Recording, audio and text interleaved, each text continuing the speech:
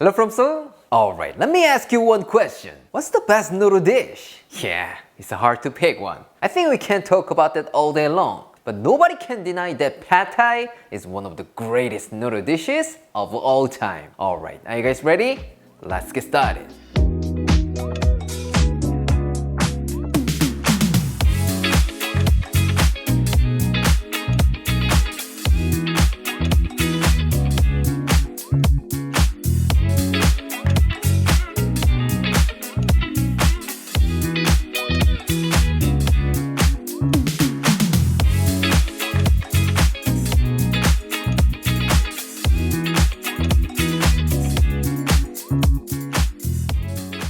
Today, we're making authentic pad thai. Because of the word authentic, some people might think it's not gonna be easy today. But don't worry about it. As always, with me, it's gonna be ridiculously easy. So buckle up. For pad thai, you will need rice noodles, mung bean sprouts, garlic chive, shallot, garlic, dry shrimp, egg, lime, and peanuts. Not peanuts. With these bad boys, you can make pretty good pad thai, but if you are looking for something fancy and wanna impress your date, then go bring some shrimp here, because it will make your pad thai way fancier. First, let's prep the noodles. I'm gonna soak them in water for about 1 hour. Of course, we could just boil them in water, but if you do that, they're more likely to be overcooked and get soggy when you stir fry them. So please invest a little bit more time and soak them in water instead of boiling them. Trust me, this will make a huge difference in taste. Next, let's make the sauce. The pad thai sauce has to have all the basic components. The saltiness from fish sauce, sweetness from palm sugar, spiciness from sriracha or chili flakes, and sourness from this tamarind. Don't worry about it, it's not what you think. Poop.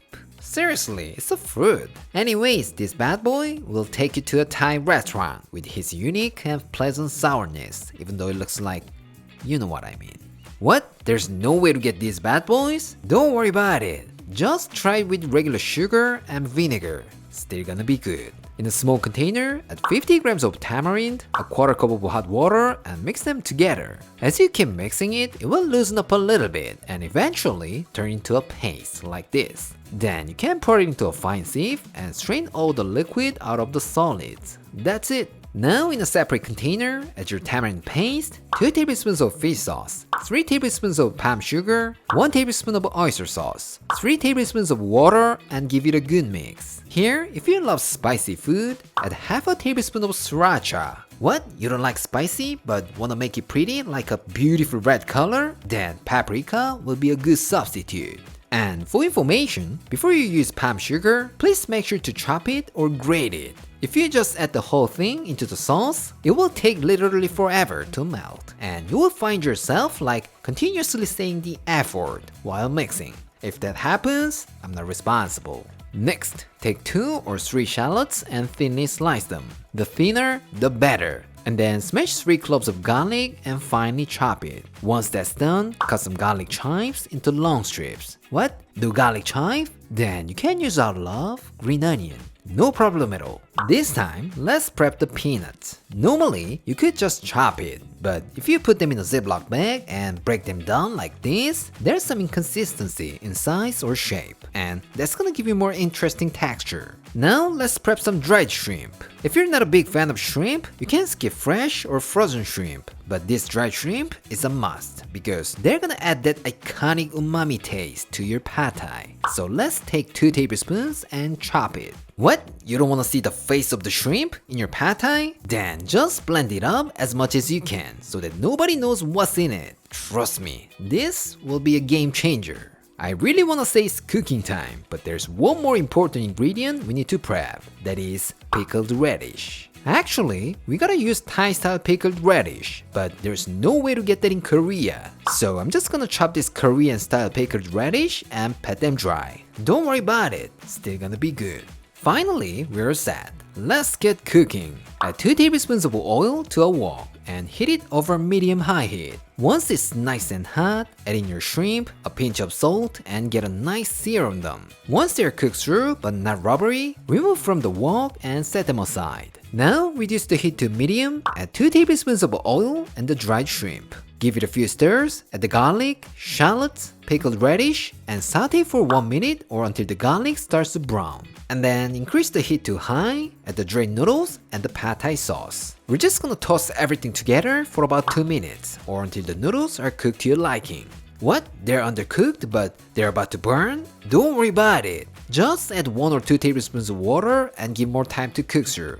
No problem at all. When the noodles are cooked through, push all your noodles to one side. Into that empty space, add a splash of oil and 2 large eggs. And then break the yolks, scramble them a little bit, and put your noodles on top of your eggs. And after about 30 seconds, stir fry it all together for about 1 minute, as if you're a Michelin star chef at a Thai restaurant.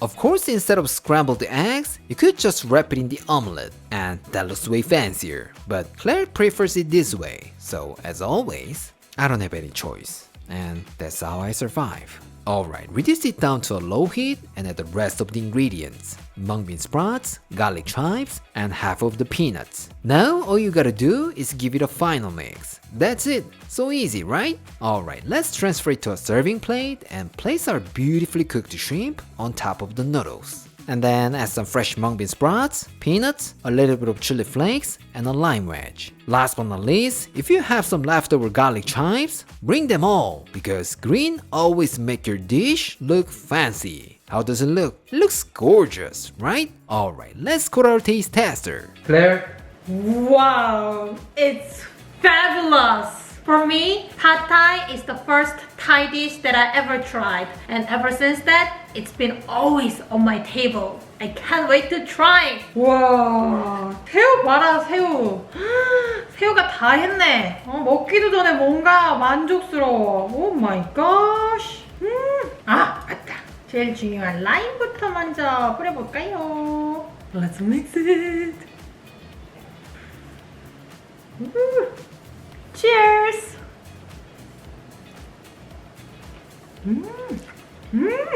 맛있어. 와. 타이 레스토랑 차리자. 일단 소스가 기가 막히네.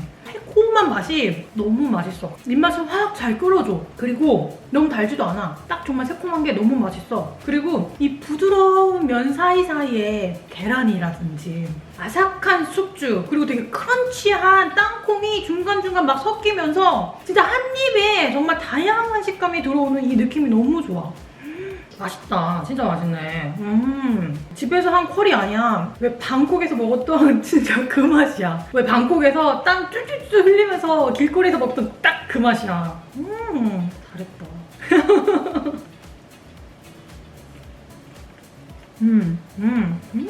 맛은 딱 이제 길거리에서 먹던 오센틱한 그런 맛인데 또 이렇게 새우가 고급진 새우가 들어가 버리면 또 그렇게 말하기는 좀 어렵겠다. 치얼스!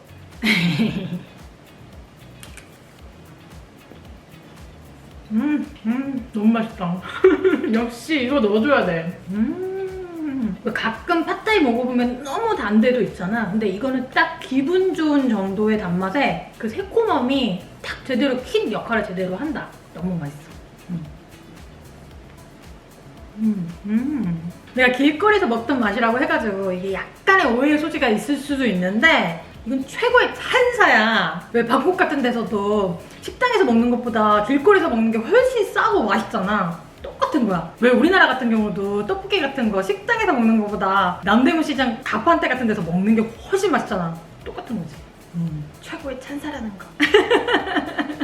왜 팟타이만 있어가지고 좀 아쉬울 줄 알았거든 사실. 똠양꿍도 좀 있고 팥새우도 좀 있고 팟타이 아니지. 파키마우도 있고 파키마우도 좀 있고 좀 그래야 될 줄 알았거든? 그거 원래 컴플레인 하려고 그랬는데 맛있다. 이것만 먹어도 만족스럽다. 굿잡. 이번 주 내내 부탁합니다. Today, I showed you how to make pad thai, one of the most popular Thai food. I know it needs a little bit of technique and some unfamiliar ingredients, but as you saw in this video, it's not that difficult, right? So don't be afraid and try it in your kitchen. And if you do, I dare say, you will taste the best pad thai that you've ever had. Alright, this is it for today, and I'll see you next time.